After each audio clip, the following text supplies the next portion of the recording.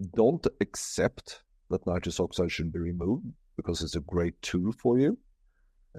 Look into the different possibilities, and step one, ensure that you have a good work environment. Don't accept that you work in a poor work environment. It's 2024. Nobody needs to have a poor work environment anymore.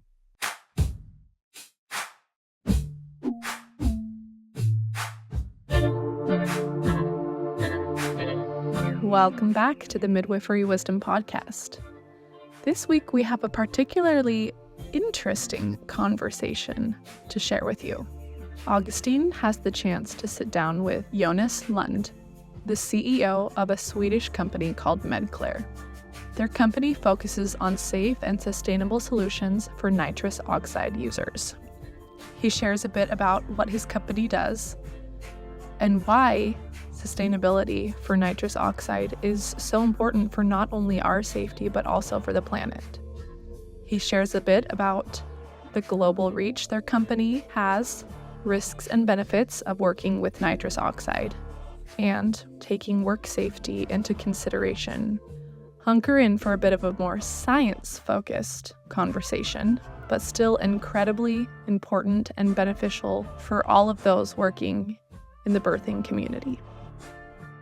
Well, welcome back to another Midwifery Wisdom podcast, and I'm very excited to have a very unique and interesting conversation for you today. Jonas is on the line. Jonas, will you tell us who you are, where you are, and what you do? My name is Jonas, and I'm the CEO of a Swedish company called Medclair, and we deal with safe and sustainable solutions for nitrous oxide users. So that begs so many questions. So let's start at the really beginning. Some of our listeners will be using nitrous already in birth centers or in home birth environments. Tell us, for those that aren't aware, why is nitrous a danger? Why do we need to think about safe usage? Well, to start with, nitrous oxide used correctly is just a fantastic tool for any midwife or for many other procedures. I like to start with that because I don't like to deal with fear-mongering. But you need to have the proper compliance and the proper equipment to use it. So, first of all, it's a work safety issue. To be exposed to nitrous oxide day in and day out is not good for you. And I'm no physicist and I'm not a scientist when it comes to work safety. But there are pretty conclusive evidence that long-term exposure leads to vitamin B12 deficiency, among other things. And that causes lots of health issues, particularly among fertile women. And guess who's working in healthcare? Well, that's a lot of fertile women. Yeah. The second issue really is the greenhouse gas factor. So just back to the first issue, you can handle that by just having proper ventilation and use scavenging, where you take care of the exhaled gas from the patient. But even if you do that, you have a second problem, and that is the greenhouse gas effect of nitrous oxide.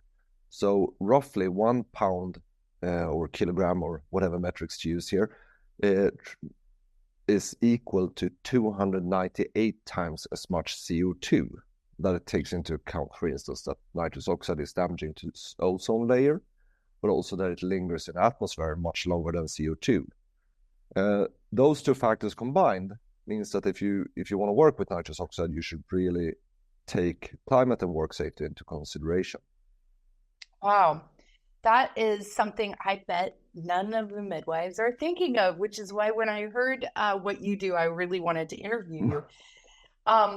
So give us an idea, because I think, initially I would have the thought, there's, a few birth centers that use a few tanks of nitrous and there's a few women that use it. And is this really a big deal for the climate? Like, walk us through, really how even one usage can be negative. Yeah, first of all, let me just say that the numbers on usage of nitrous oxide is notoriously difficult to double check, because typically a hospital doesn't really keep count on exactly where the nitrous oxide ends up. Perhaps they do on a bottle level, but not on consumption level.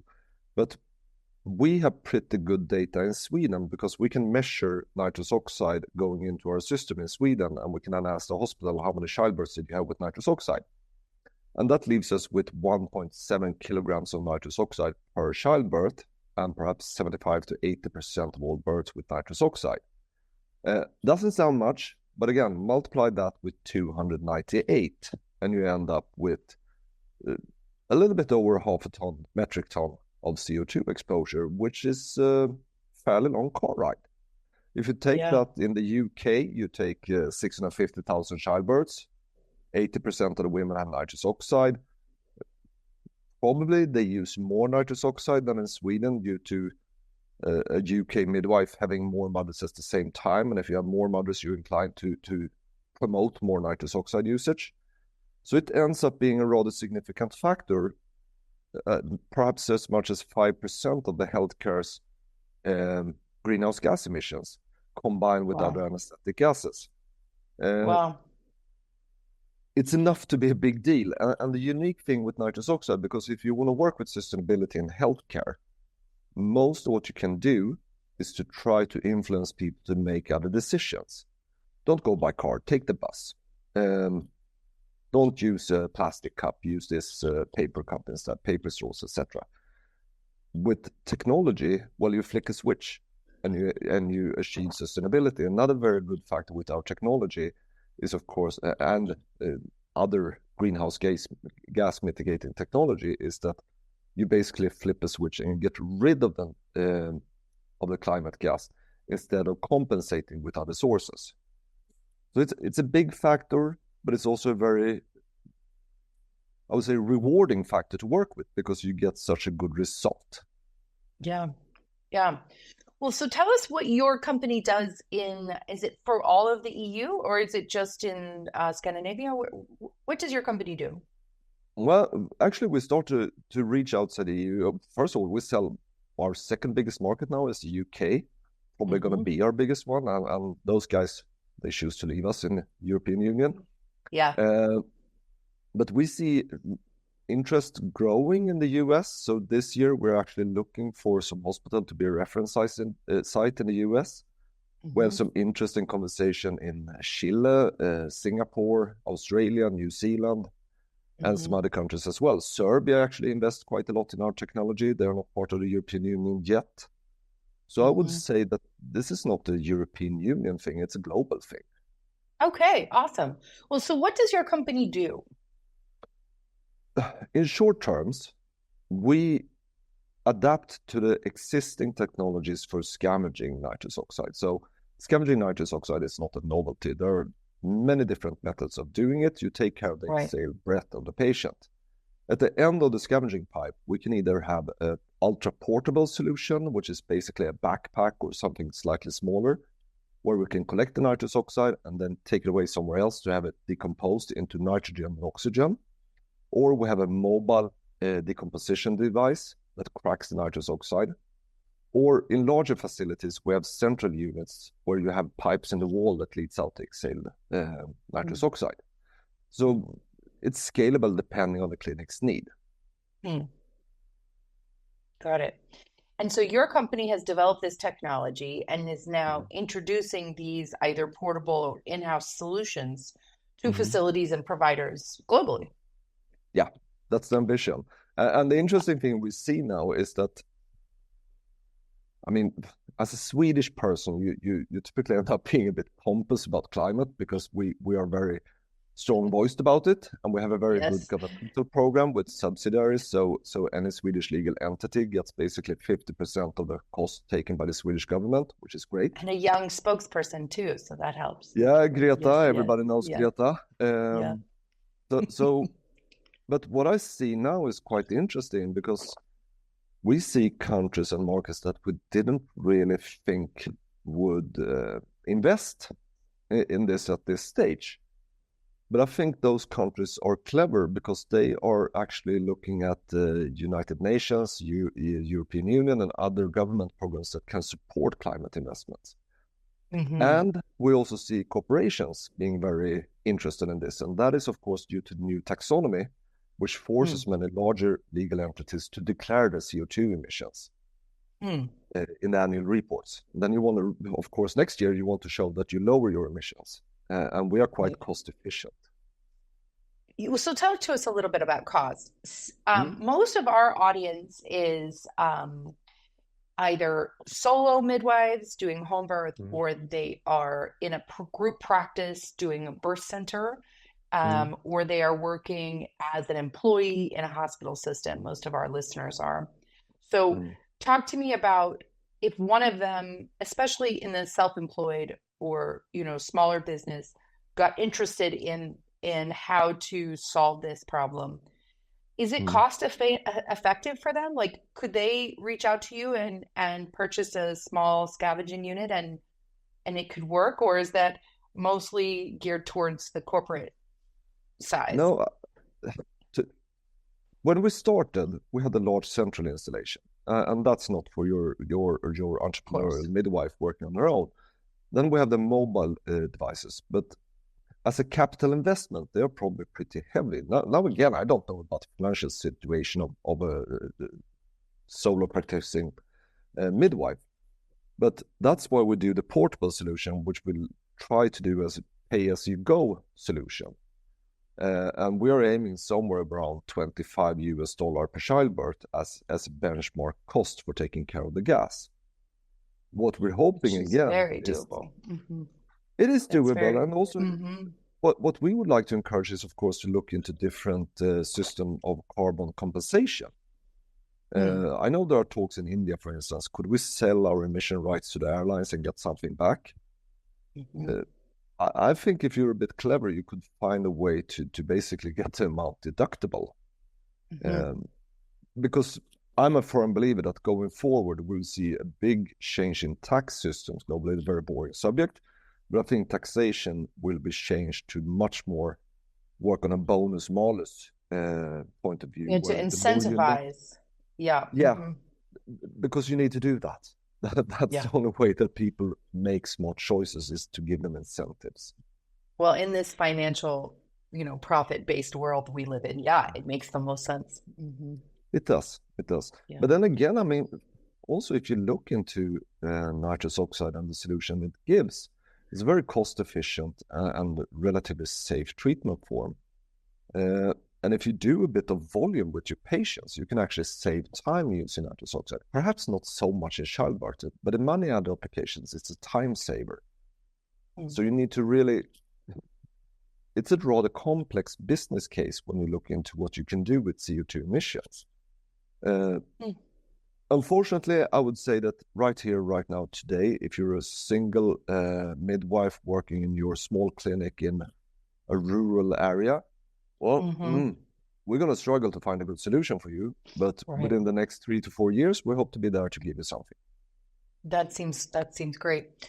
Well, we have another audience group, and that would be doulas. And so doulas are non-medical labor support folks who attend childbirth in systems to help support those birthing people. If they are in environments where nitrous is used and that facility is not being cognizant of scavenging, like, I would love for you to give us like a little warning. Like, how would someone know if they're not being protected? What is the device? What's different about the device? Can you tell from the outside? The problem is that it's really difficult. We see this every now and then because we get a call from some clinic using nitrous oxide, and they want to. Very often we end up lending them one of our nitrous oxide detectors, which is a sensor that can measure nitrous oxide. And they think that they have scavenging and everything seems to be in working order. The problem is that it's not. Nitrous oxide doesn't smell anything. It doesn't have any color. So it's very difficult to detect. Basically, you need to see that if there is scavenging, there are two hoses to the patient, one for inhalation, one for exhalation. One hose will be exhalation, and that one doesn't lead to a gas tank or to a blender for nitrous oxide. Where does that hose end up? If it ends up in a scavenging port in the wall, well, chances are it's pretty good. If it's lying on the floor, not so good. But you could work with very good ventilation and achieve a good result, but chances are that clinic would be pretty cold inside because you need lots of circulations of air. So in general, I think that, especially if we talk about US or North America, I think in dentistry is rather big compliance in terms of scavenging. What I've seen the little information I have about childbirth in the US, compliance also seems to be in check. So I don't think it's a large issue with work safety. But chances are I'm wrong. We'll find out, because we're going to focus more on that market. Yeah. So the exhalation hose on the floor is pretty much a pretty good sign that you're not being protected in the workplace. And of course, you are emitting all of those gases. Going back to the numbers you were saying, when you were giving those, metric tons or whatever you were giving, what quantity of use? Like, some people are using nitrous for the little last bit of the end of labor where it's really uncomfortable. I would say that's the most usual time to use it. So they're heavily breathing in, sometimes not even breathing out into it, sometimes just breathing into the space around for maybe an hour, maybe 2 hours. Is that the time frame that you're talking about that is worrying, or does this need to be much longer use? Well, the problem is that if you do There's it no once, way to measure it. Yeah. No, if you do it once, it's not a problem. But if you spend your work life in it, and even if it's just 2 hours per day and your work life, it's not really good for you. So the general consensus among the people I've spoken to is that there's nothing wrong getting exposed to nitrous oxide 15, 20, 30 times in your life. Right. But a midwife typically sticks to their job. Right. And they don't do it for 30 days. They do it also a lot longer. So Years it's really and years. the long-term exposure that is an issue. I really don't like to give any kind of medical advice, because I'm not in any way qualified to do that. But one thing to look at, of course, is basically if you don't feel healthy, if you feel drowsy and tired, you don't expect to feel like you happy and enlightened by being exposed to nitrous oxide that way. You rather feel the opposite. Then probably it's worth checking out. And you can order online very cheap tests to see if you're exposed to nitrous oxide. Get a hold of those, or contact us and we can help you out in some way. But check it out if you're exposed. That's my general advice. Does your company also offer the nitrous setup, or no, just the scavenging? No, we think that it would be a little bit of conflict of interest to work on what we call the inhalation side, because then we would probably be feeling that we need to sell if people cannot afford or don't want to invest in scavenging. So we prefer to just stick to exhalation. That's we also a good ethical consideration. It makes life easier, and you also sleep better at night. But it's also a matter of practicality, because we don't need to deal with medical devices. So we consider ourselves, we're not a medical device company, we're a green tech company. And that makes life a lot easier. And quite frankly, I sell a lot outside of healthcare as well, to recycling stations and whatever that uses nitrous oxide. It's just healthcare is the largest market. That makes a lot of sense. Yeah. Okay, well, so tell me a little bit about how you got interested in this, because this seems like a very niche little moment. And how did a physicist get interested in this? Tell me more. It's always the outside factors there, the coincidences. I spent a very long time of my life working in media.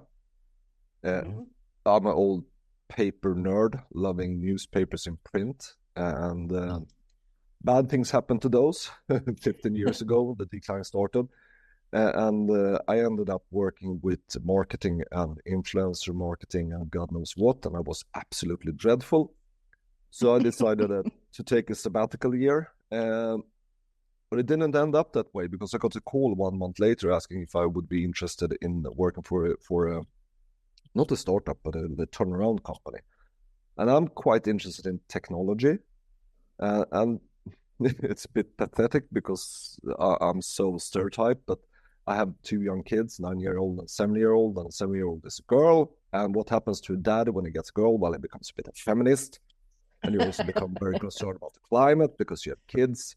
So I just felt, hey, this is great. I can do something for a work group that I really respect, midwives. I mean, come on, what's more important? They're up there with like the fire brigade and the police. And I can do something that hopefully my kids will feel was meaningful when the day comes to account for my deeds during life.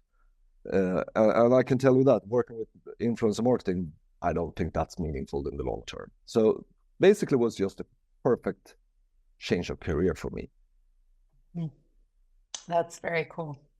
Yeah. And then how did you learn about all of this? Like, I'm sure you didn't start this position knowing all about nitrous and its effects on the environment. I knew nothing. I started off with basically a very small company with the two founders working in the company and another guy. And to be honest, I think it was much more focused on technology than the humans we deal with at that time. So pretty early on, we took in a new head of R&D, a lady called Olesya Nikonova. And she is not only really good in chemistry, and she has actually 2 PhDs in chemistry, but she's also a very, very good teacher. So Lesya taught me a lot, and of course my colleagues also taught me a lot. And then you go around. I mean, I love interacting with customers, visiting hospitals. It was a bit difficult during COVID, but afterwards people were there with open arms when you came. And you just need to have very big ears and listen to what people tell you, and then you can learn a lot. One thing that I can complain about is, again, that it's very difficult to get data surrounding nitrous oxide. I would love to have more hospital-based declarations on the use of nitrous oxide and the CO2 emissions. So if there's anyone who knows a legislator in the US, please tell them about that idea. Yeah, okay, great. Love that. Yeah.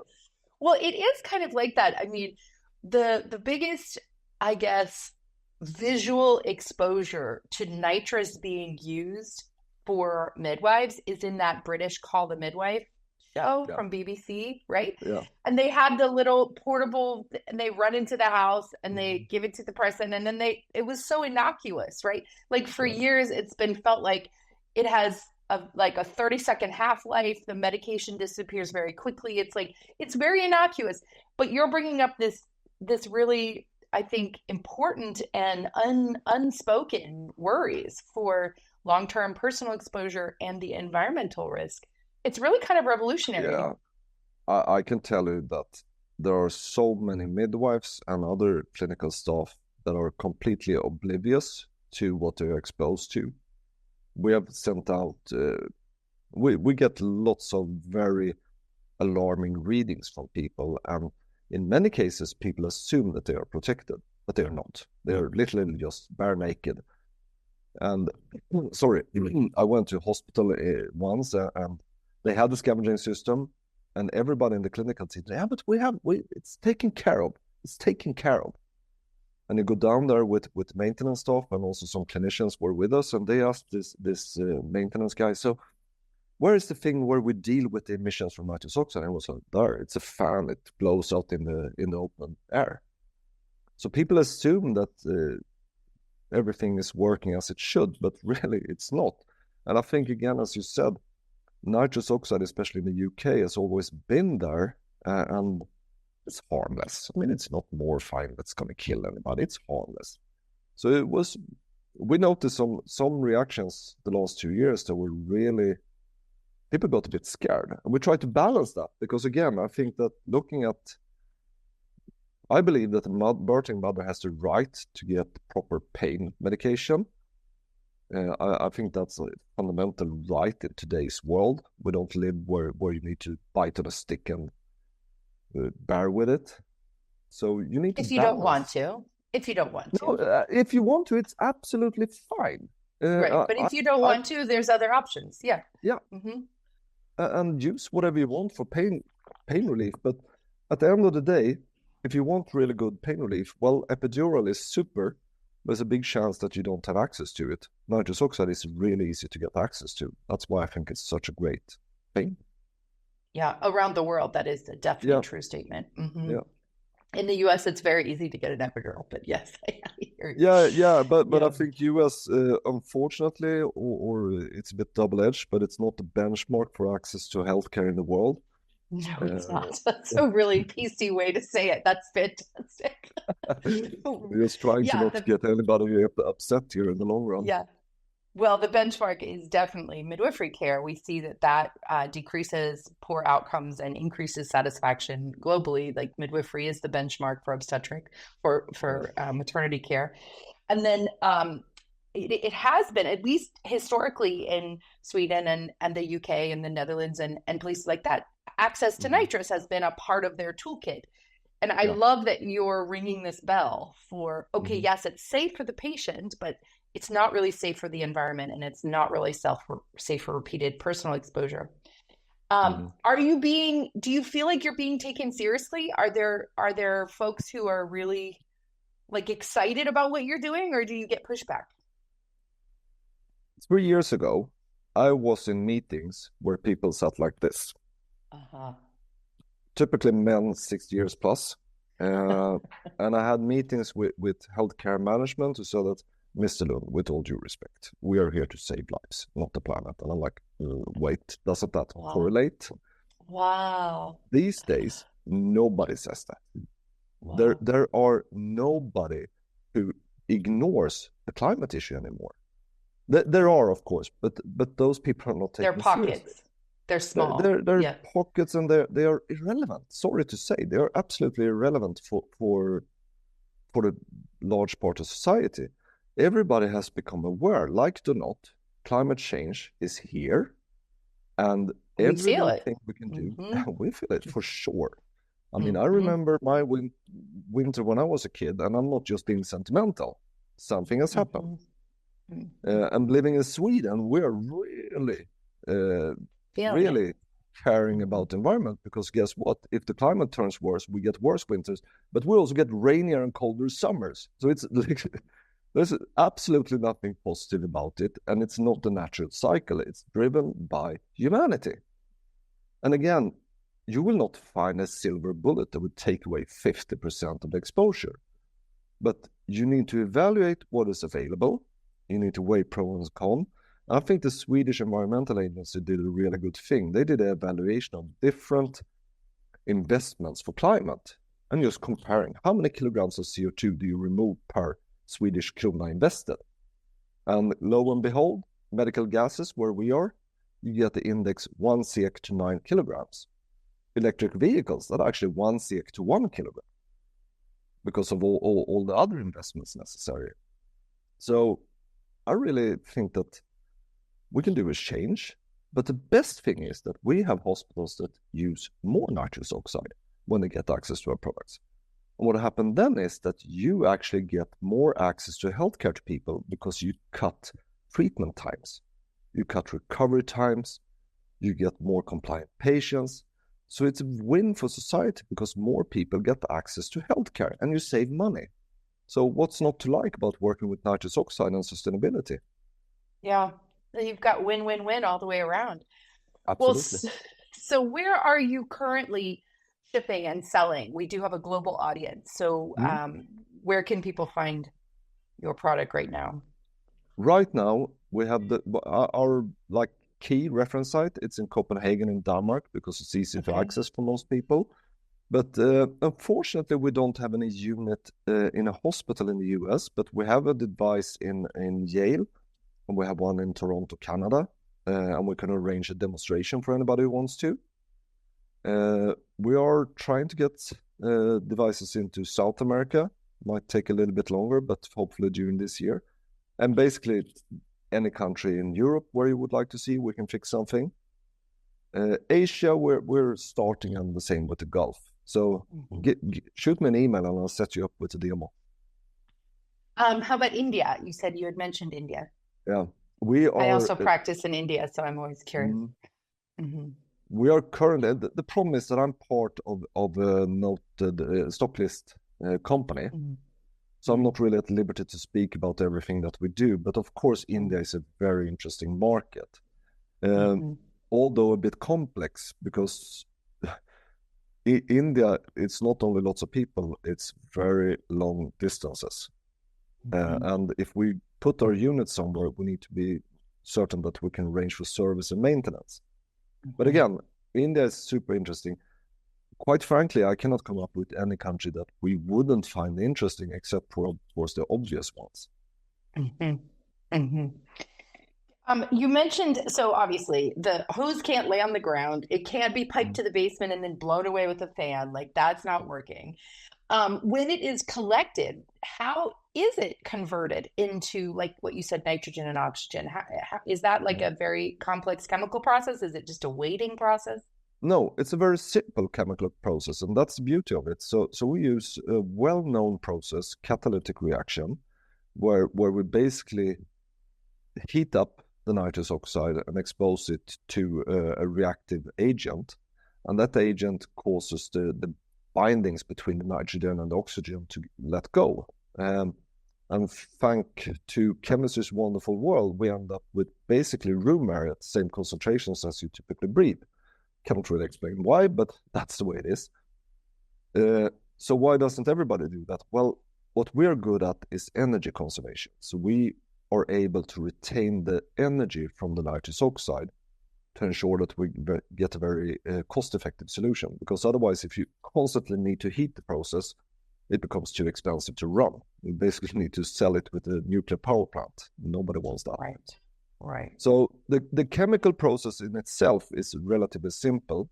What we do to add complexity is just heating of the gas. That's our secret sauce. Got it. That's fascinating. Yeah. Well, so what's next for you? I've loved learning about what you've done so far and where you're going. What's next for your company or your focus?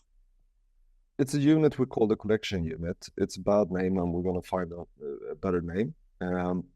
So basically, the technology we have today, it's mobile or central, but we want something that is portable. And we have it, and we have prototypes, and we're looking at pilots right now. But I want to have that as a wide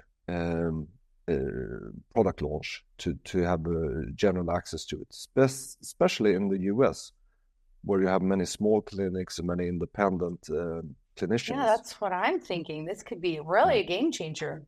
Mm-hmm. We hope so, and that is our focus project. And it's a pretty compact product, and also very good value for money, so to speak. Well, so could you, as we kind of wrap up our conversation, could you focus your last little information? Could you give us some advice? So here's where I would love to kind of pose the scenario. There will be a portion of our community listening who are solo practicing or in small group practice. They have a nitrous unit that they take out to someone's home, or they pull out of the storage unit in the birth center 3 times a year, 4 times a year. They're not so concerned about the environmental impact because they don't have the means or the concept to try to scavenge or something like that. But they do want to protect themselves. Yeah. What advice could you give them for someone who doesn't have access to a scavenging unit?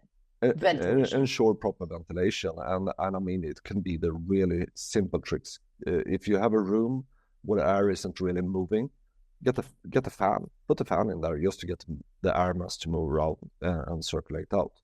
It's difficult to give general advice because one thing you learn when you work with this is that rooms are very individual. But I would say that the key aspect here is ventilation. And I mean, if you have 3 births per year with nitrous oxide, probably you don't need to feel climate guilt, but take care of yourself and ensure good ventilation. And look at why not use more nitrous oxide, and then you can get our goodness. Bill for it more, and then you'll have a finance to be able to pay for the scavenging. Yeah, exactly. Got it. Well, this has been so helpful. Is there anything else you want to share that you feel like this audience of midwives could benefit from? I think that the important thing here is to not, if you don't have access to scavenging or to our units, don't feel any guilt about it because you're in good company. There are so many other nurses and midwives out there who don't have access to it. But if you're not self-employed, put some pressure on your employer to investigate what options are available. Don't accept that nitrous oxide should be removed because it's a great tool for you. Look into the different possibilities, and step 1, ensure that you have a good work environment. Don't accept that you work in a poor work environment. It's 2024. Nobody needs to have a poor work environment anymore. Preach. I love that. Well, Jonas, thank you so much. It's been such a pleasure to hear a little bit about you and your business.